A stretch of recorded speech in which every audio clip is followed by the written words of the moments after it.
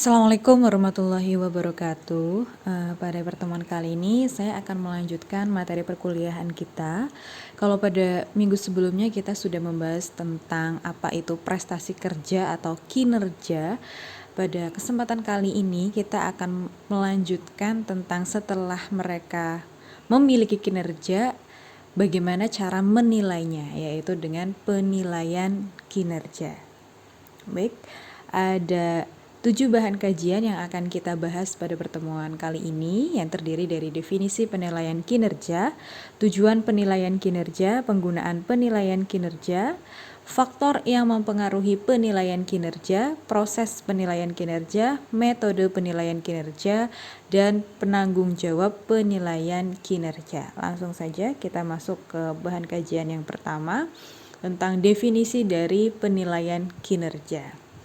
Ya, tadi di awal sudah dijelaskan bahwa ketika seseorang itu bekerja, maka seseorang itu memiliki capaian-capaian atau prestasi kerja dari usaha atau upaya yang dia lakukan gitu ya. Nah, setelah melakukan kinerja atau memiliki prestasi kerja, maka ada proses selanjutnya yang harus dilakukan, yaitu kinerjanya itu harus dinilai. Nah, penilaian kinerja ini merupakan proses pengukuran terhadap tingkat penyelesaian atau degree of completion tugas-tugas yang dilakukan oleh pegawai selama masa tertentu dengan menggunakan instrumen yang sesuai dengan karakteristik tugas tersebut.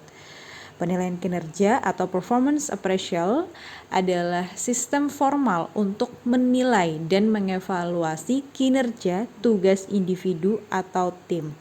Penilaian kinerja merupakan faktor penting untuk suksesnya manajemen kinerja.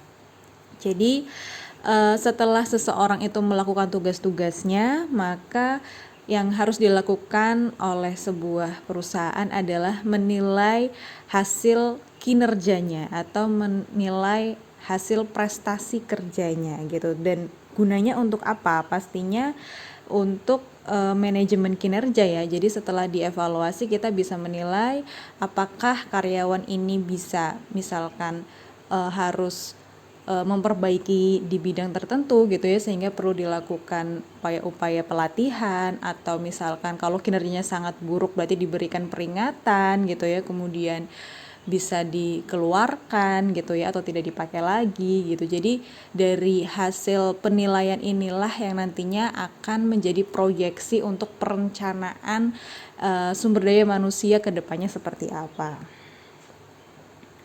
Nah, ini ada instrumen pengukuran kinerja. Jadi dalam melakukan pengukuran kinerja atau penilaian terhadap kinerja itu ada instrumen atau tools atau alat yang digunakan untuk menilai kinerja.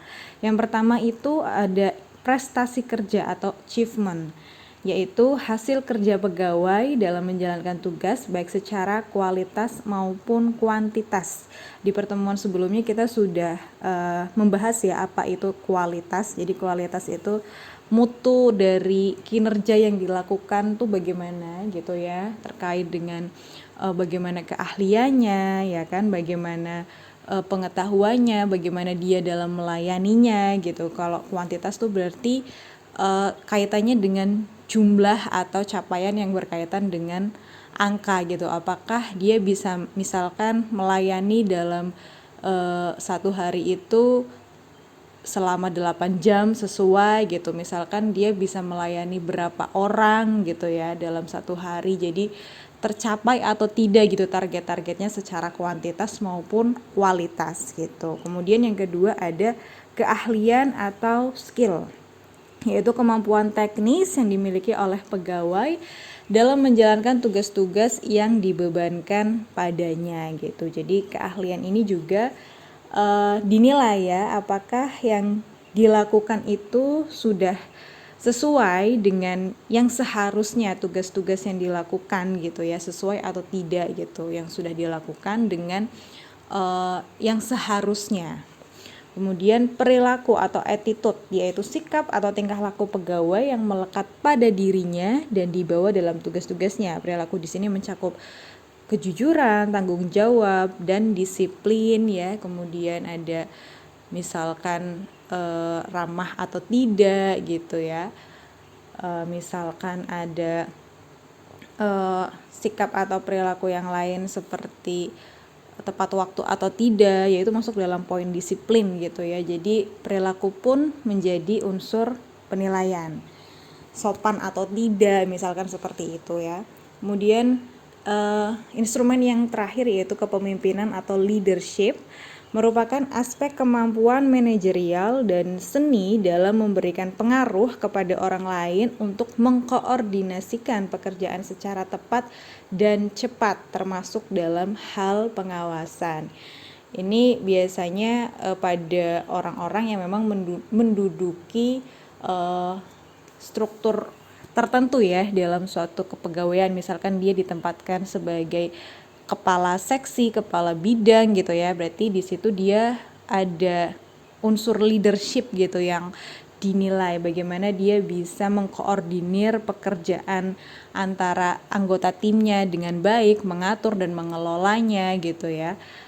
Dan itu menjadi unsur penilaian yang penting gitu.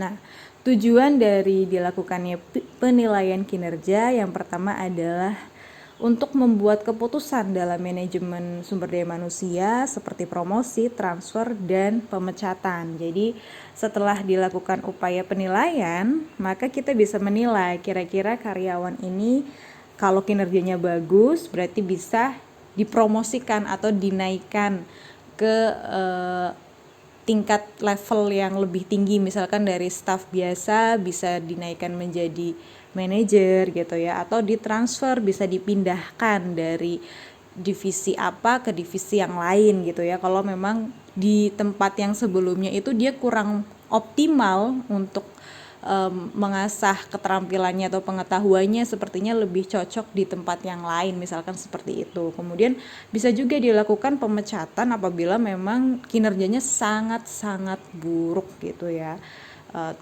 tidak memuaskan sama sekali, bahkan malah justru menimbulkan kerugian bagi perusahaan, itu bisa dilakukan pemecatan. Kemudian tujuan berikutnya adalah untuk mengidentifikasi kebutuhan atau pelatihan dan pengembangan. Jadi penilaian kinerja juga pastinya bermanfaat untuk mengetahui kira-kira karyawan mana nih yang dia tuh masih butuh pelatihan dan pengembangan, dilihat dari sisi pengetahuannya, dari sisi keterampilannya gitu ya. Kalau memang masih kurang ya, dia hasilnya kurang memuaskan karena memang faktor dia memang belum ahli, pengetahuannya belum cukup, maka bisa diberikan pelatihan dan pengembangan untuk meningkatkan kemampuannya sehingga kinerjanya nanti bisa lebih baik seperti itu. Kemudian memvalidasi program seleksi dan pengembangan. Jadi penilaian kinerja juga bisa untuk memvalidasi ya ketika melakukan proses seleksi dari karyawan gitu ya. Jadi ketika ternyata yang dibutuhkan itu setelah dievaluasi orang yang seperti ini gitu kriterianya, maka ketika dilakukan proses seleksi harus disesuaikan dari hasil penilaian itu gitu ya. Kedepannya berarti nanti kalau mau merekrut karyawan itu kriteria-kriteria seperti ini yang dibutuhkan gitu. Begitupun juga dengan proses pengembangan gitu. Memberi umpan balik kepada pekerja atas kinerjanya ini sangat penting sekali ya. Jadi agar kinerja itu tahu apa yang sudah dia lakukan tuh sudah bagus atau belum gitu ya. Terus apa yang perlu ditingkatkan gitu ya, apa yang perlu dihindari apabila dia melakukan suatu kesalahan gitu. Dan pastinya ini juga bisa berefek juga pada misalkan gaji atau upah yang dia dapatkan gitu. Kalau misalkan kinerjanya baik mungkin bisa diberikan bonus gitu ya. Kalau kinerjanya buruk ya berarti bisa juga diberikan potongan gaji dan lain sebagainya.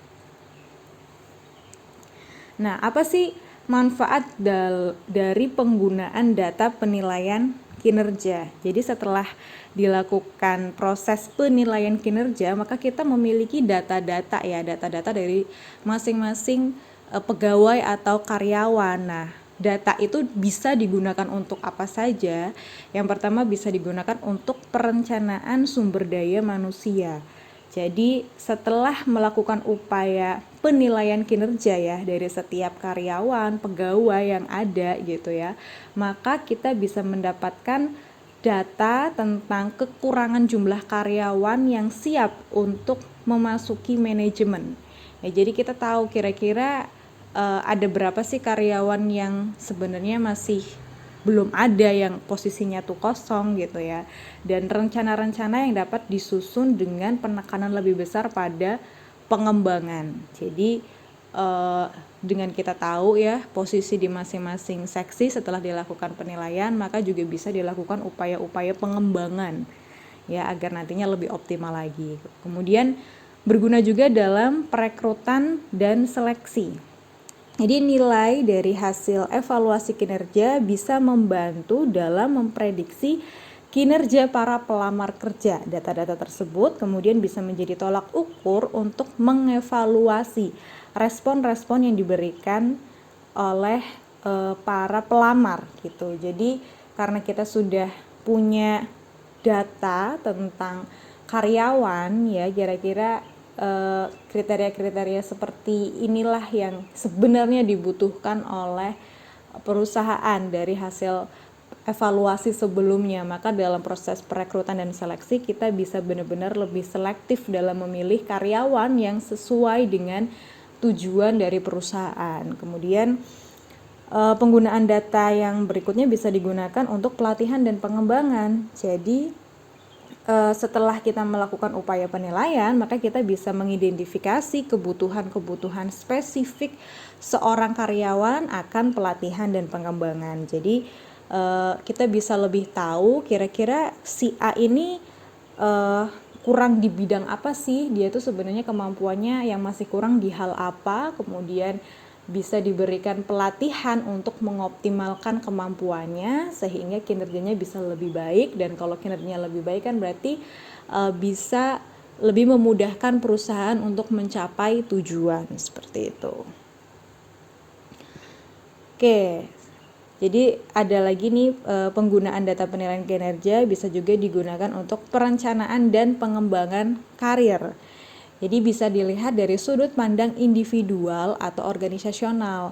Data penilaian kinerja penting dalam menilai kekuatan dan kelemahan karyawan serta dalam menentukan potensi sekarang gitu. Kemudian untuk program kompensasi, hasil penilaian kinerja memberikan sebuah dasar untuk keputusan-keputusan rasional yang berkenaan dengan penyesuaian upah yang diterima oleh karyawan. Tadi ya, kalau misalkan kinerjanya bagus melebihi target-target yang seharusnya, dia bisa mendapatkan bonus misalkan. Tapi kalau sesuai target ya udah upahnya sesuai dengan hasil capaiannya. Tapi kalau ternyata kurang dari target misalkan, ya dia mungkin bisa dikurangi gitu upah yang diterima. Kemudian hubungan internal dalam organisasi. Jadi data penilaian kinerja juga bisa digunakan untuk membuat keputusan-keputusan di beberapa bidang yang berhubungan dengan kekaryawanan internal, mencakup promosi, demosi, pemberhentian, pemutusan hubungan kerja dan transfer. Jadi dari hasil penilaian itu juga kita bisa memutuskan kira-kira siapa yang akan dinaikkan jabatannya, siapa yang akan ditransfer ya atau dimutasi, kemudian siapa yang akan diberhentikan gitu ya, atau siapa yang akan dipecat gitu. Jadi dari hasil penilaian kinerja itu kita bisa menentukan bagaimana proyeksi dari karyawan. Kemudian penilaian potensi karyawan. Sejumlah perusahaan mencoba menilai potensi karyawannya sembari menilai kinerja karyawannya. Jadi dengan melakukan penilaian kinerja kita juga bisa mengetahui sebenarnya potensi atau kemampuan dari pegawainya tuh bagaimana sih, sudah bagus atau belum gitu ya. Kalau memang potensinya belum bagus kan berarti kita bisa memberikan pelatihan dan pengembangan gitu. Kemudian faktor apa saja yang mempengaruhi penilaian kinerja? Jadi ada dua faktor, yaitu faktor eksternal dan internal. Nah, kalau faktor eksternal itu bisa dipengaruhi oleh legislasi yang mewajibkan sistem-sistem penilaian bersifat non-diskriminatif. Jadi ini berkaitan dengan peraturan ya, bahwa ketika menilai kinerja dari karyawan itu tidak boleh membeda-bedakan misalkan karena kita dekat dengan karyawan A gitu ya, maka nilainya dibagus-bagusin misalkan seperti itu, atau karena misalkan karyawannya itu anaknya pejabat gitu, maka nilainya dibagus-bagusin tuh jangan gitu. Jadi harus tidak diskriminatif ya, tidak dibeda-bedakan, harus adil. Kemudian faktor eksternal berikutnya yang mempengaruhi penilaian kinerja adalah serikat pekerja. Jadi pekerja itu biasanya ada serikatnya, ada komunitasnya yang melindungi hak-hak dari para pekerja gitu. Mereka kalau misalkan dinilai dengan penilaian yang buruk, biasanya akan berdampak pada bagaimana nasib mereka selanjutnya di perusahaan gitu ya, apakah nanti akan dipecat atau tidak, sehingga serikat pekerja ini lebih menekankan pada perusahaan untuk jangan memberi penilaian yang buruk gitu pada karyawan atau pegawainya agar tidak terjadi pemutusan hubungan kerja misalkan seperti itu. Kemudian faktor internal yang mempengaruhi penilaian kinerja yaitu budaya korporat sebuah perusahaan bisa membantu atau menghambat proses tersebut. Jadi bagaimana budaya yang ada di perusahaan itu gitu ya, apakah para pegawainya itu memang pro diadakan penilaian kinerja gitu ya, mendukung karena merasa bahwa penilaian kinerja itu penting, atau para pegawainya itu merasa ngapain sih dilakukan penilaian kinerja gitu ya, atau mereka pada sungkan atau malas untuk dilakukan penilaian kinerja seperti itu. Nah, ini proses dalam penilaian kinerja. Jadi bagaimana sih tahapan-tahapan dalam penilaian kinerja? Yang pertama adalah kita mengidentifikasi tujuan penilaian secara spesifik. Jadi sebelum dilakukan penilaian, kita harus melihat kira-kira tujuan dalam penilaian ini tuh apa, pada periode ini, pada waktu ini tuh apa. Jadi para atasan atau pemimpin ya itu harus mengidentifikasi tujuannya terlebih dahulu, kemudian menetapkan kriteria kinerja dan mengkomunikasikannya kepada para karyawan. Jadi setelah sudah menetapkan tujuan dari penilaian ini, maka dibuatlah kriteria penilaiannya itu apa saja yang dinilai, misalkan dari sisi keahliannya, kemudian dari sisi sikapnya atau perilakunya misalkan, kemudian dari sisi misalkan leadershipnya ya, atau atas prestasi kerjanya, misalkan kriteria-kriterianya seperti itu, dan kriteria itu dikomunikasikan atau disosialisasikan kepada para karyawannya sehingga mereka siap gitu, oh ternyata yang akan dinilai itu terkait indikator ini gitu. Kemudian setelah ditetapkan penilaian dan sudah dikomunikasikan, maka tahapan berikutnya yaitu memeriksa pekerjaan yang dijalankan. Jadi dicek dulu pekerjaannya atau diperiksa yang sedang dijalankan atau yang sudah dijalankan, kemudian diberikan penilaian ya. Penilaiannya itu juga metodenya bermacam-macam, bisa berupa checklist dan lain sebagainya. Kemudian setelah sudah dilakukan penilaian, maka didiskusikan penilaian bersama karyawan. Jadi dari hasil penilaian itu didiskusikan lagi dengan karyawan. Jadi misalkan berdasarkan dari hasil penilaiannya ini, Anda misalkan penilaiannya masih keterampilannya atau keahliannya masih misalkan perlu ditingkatkan gitu ya. Jadi hasil penilaiannya itu didiskusikan lagi agar karyawan tuh tahu hasilnya bagaimana dan dia tahu apa yang perlu diperbaiki gitu, atau apa yang perlu ditingkatkan gitu. Terus dari hasil penilaian itu ditetapkan lagi, dikembalikan lagi terhadap bagaimana penilaian kinerja yang seharusnya ya, dan dikomunikasikan kepada karyawan.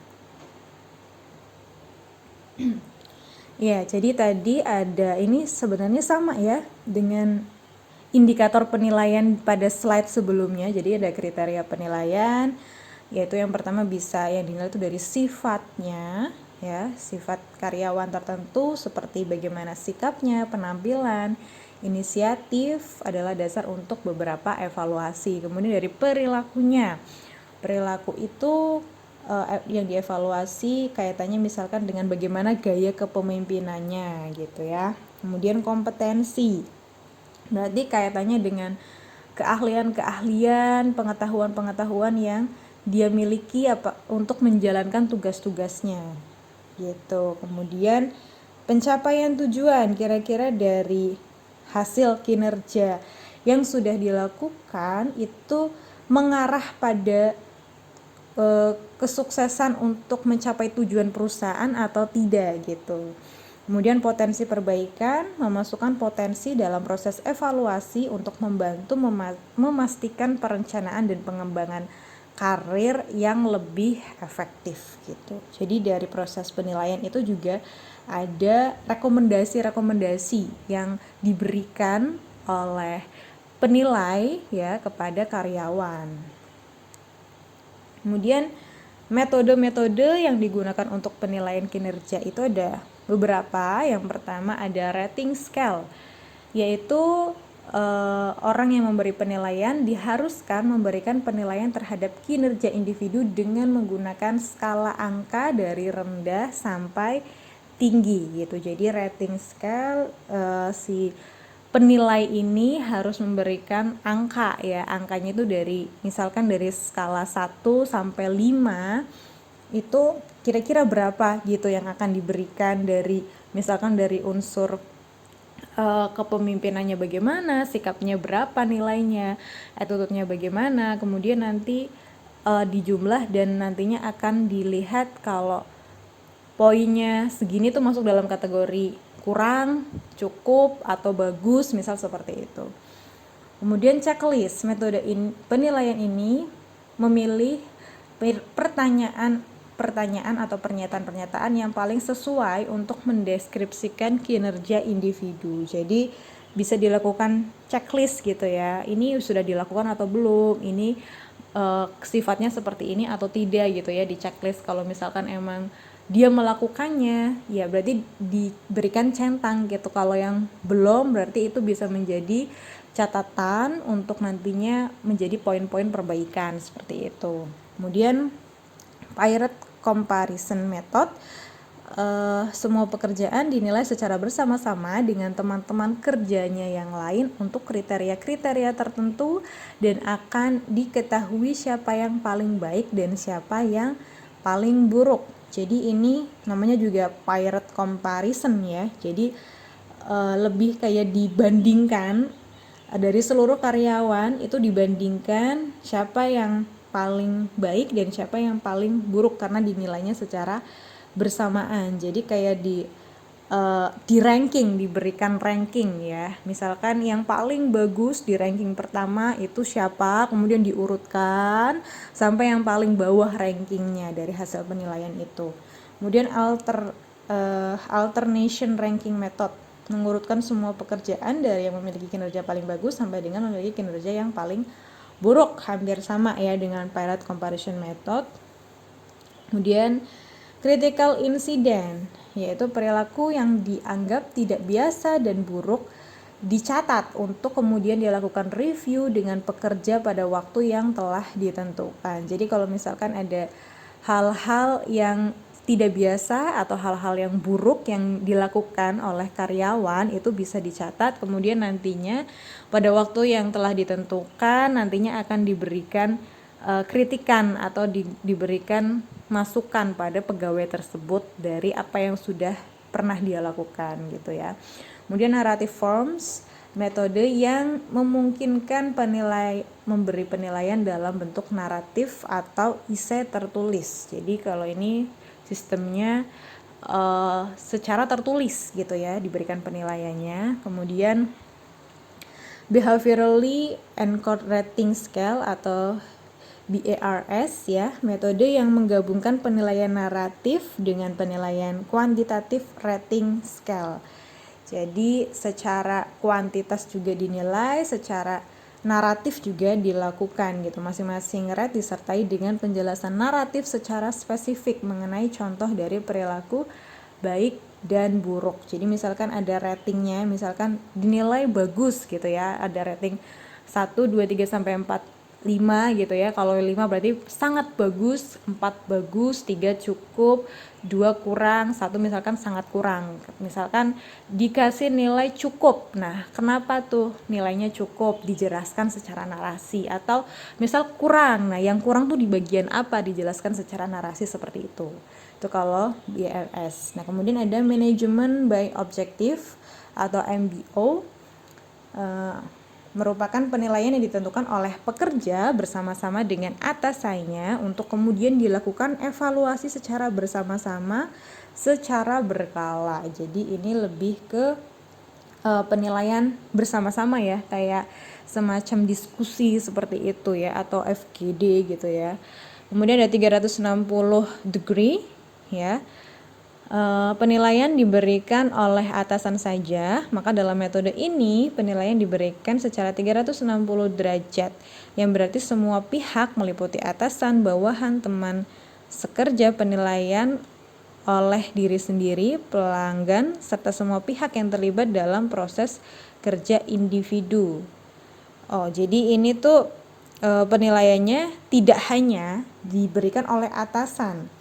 Ya ini salah ya dalam penulisannya ini, maksudnya penilaian tidak hanya diberikan oleh atasan saja, tetapi juga diberikan oleh teman kerjanya, atasannya, bawahannya, kemudian oleh diri sendiri atau oleh pelanggannya juga, seperti itu. Nah ini contohnya seperti ini yang 360 derajat. Jadi penilaian itu, yang memberi penilaian itu bisa dari atasannya secara langsung ya. Kemudian bisa juga kalau misalkan dia memiliki bawahan, bawahannya diminta untuk menilai. Kemudian rekan kerja dan anggota timnya diminta untuk menilai, dan diri sendiri juga diminta untuk melakukan penilaian, dan bisa juga pelanggan diminta untuk menilai. Misalkan dalam hal ini pelanggannya itu para pasien gitu ya. Nah, itu diminta untuk melakukan penilaian dari kinerja yang sudah dilakukan, seperti itu. Ini yang dimaksud dengan penilaian 360 degree. Oke, terima kasih atas perhatiannya. Kurang lebihnya mohon maaf. Saya akhiri, wassalamualaikum warahmatullahi wabarakatuh.